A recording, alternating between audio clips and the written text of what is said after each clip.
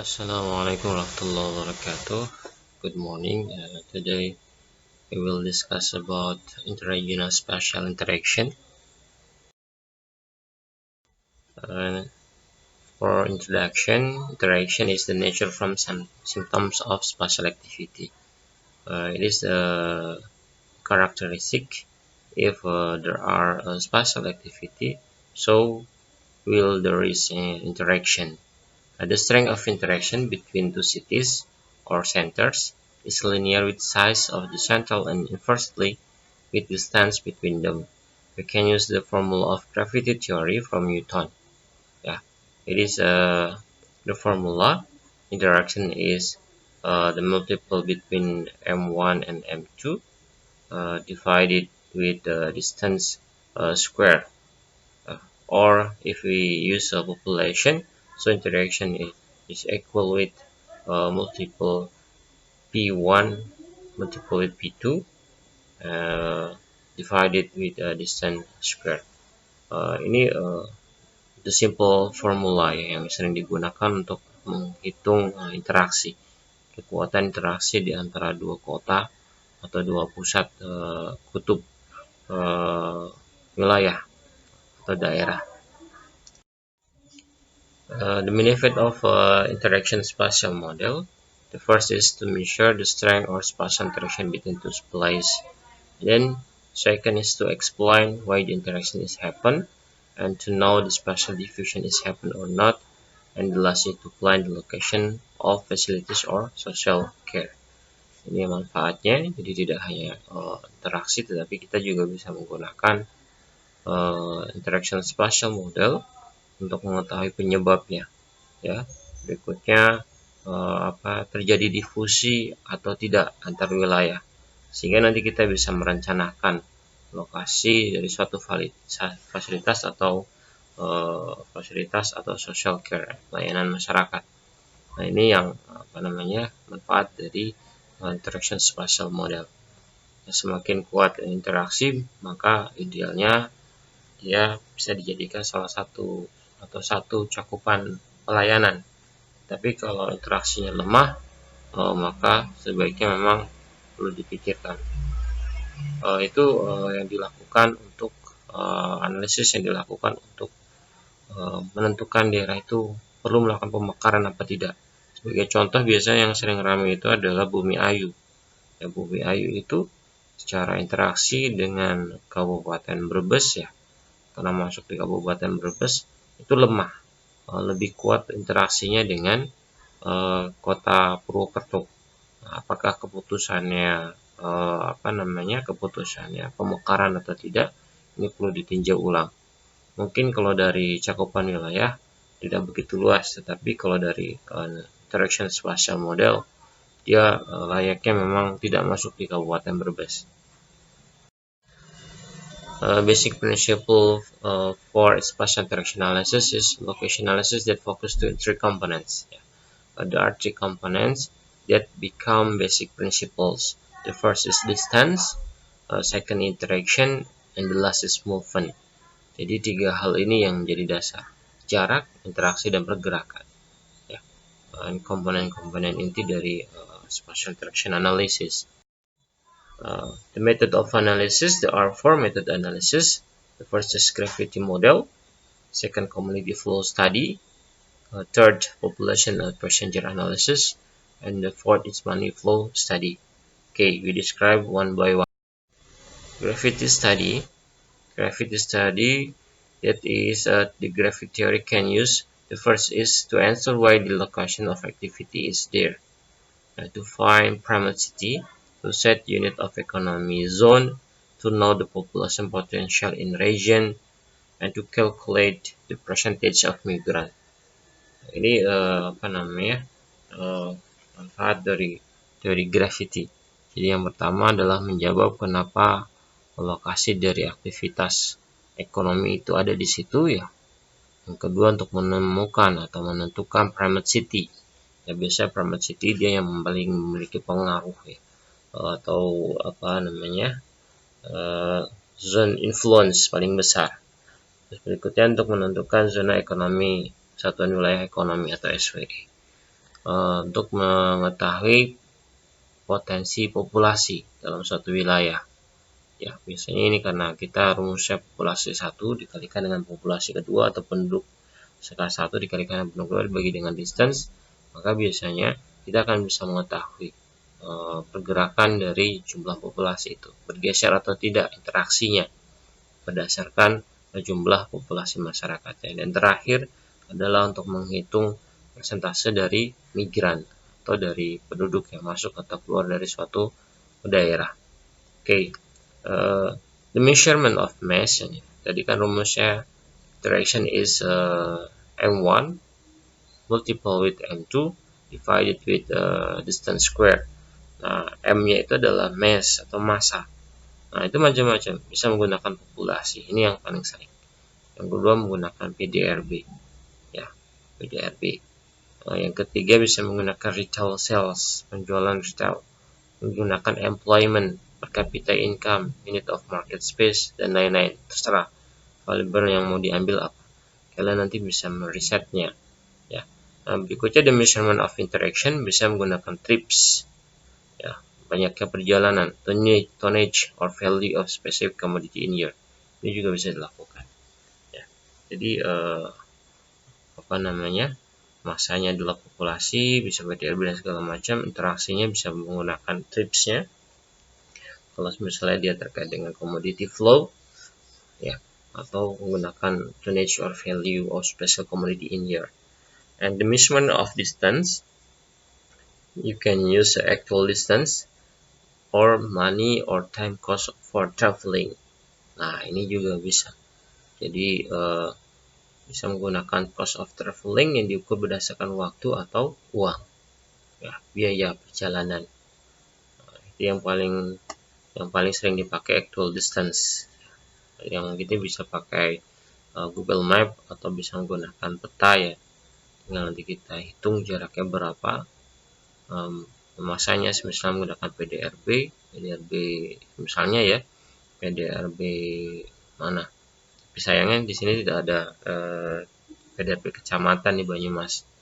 Misalnya kita mau mengukur Bumi Ayu, maka kan harusnya menggunakan PDRB Bumi Ayu sebagai kecamatan, nanti dikalikan dengan PDRB Purwokerto misalnya, seperti itu, ya. Oke, nanti dibagi dengan distance-nya. Distance-nya bisa menggunakan equal distance dikuadratkan atau menggunakan cost of for traveling, ya. Ini bisa juga dipakai. Okay, the second theory, we can use commodity flow study.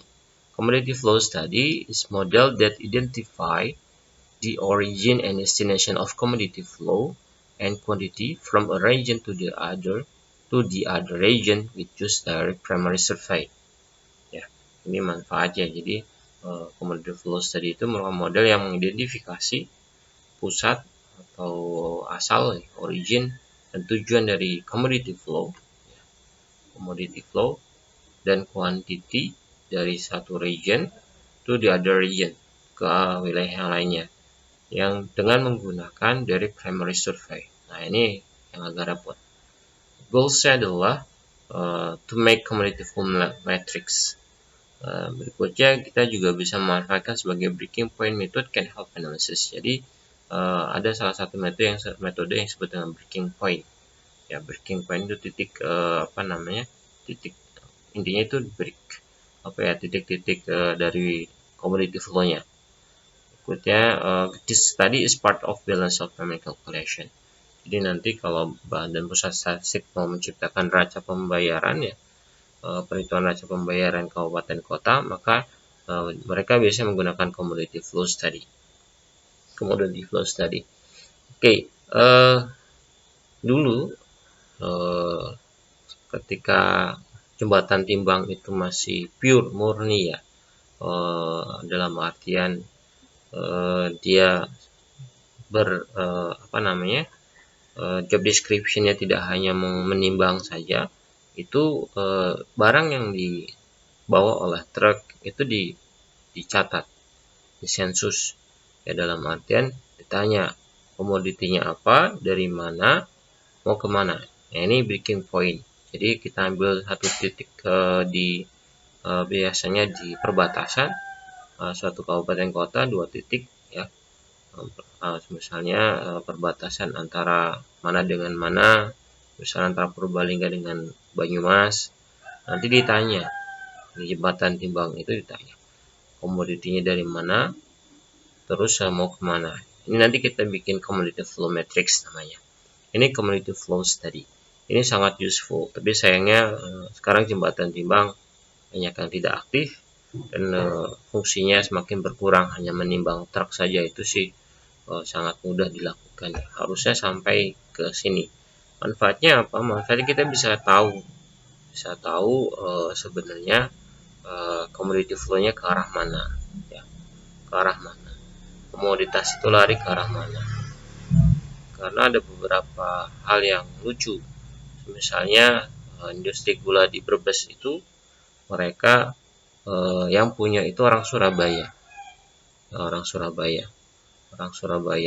tetapi tidak pernah lari ke Surabaya. Nanti gulanya itu langsung lari ke daerah lain. Ini yang pertama.